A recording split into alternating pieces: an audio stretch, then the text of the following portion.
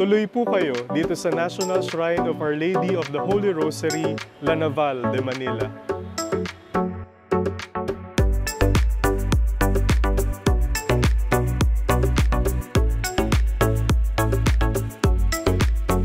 Ngayong 2023 ay ipinagdiriwang ng buong lungsod ng Quezon at ng National Shrine of Our Lady of the Holy Rosary of La Naval yung 50th year kung saan umapila sila sa Roma na sana ang Birhen ng La Naval ay ang maging patron ng Quezon City.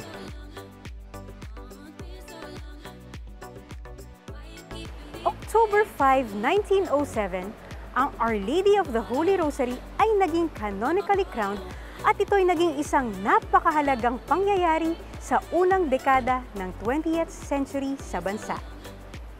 You are always welcome here at Santo Domingo Church, the National Shrine of Our Lady of the Holy Rosary, La Naval de Manila.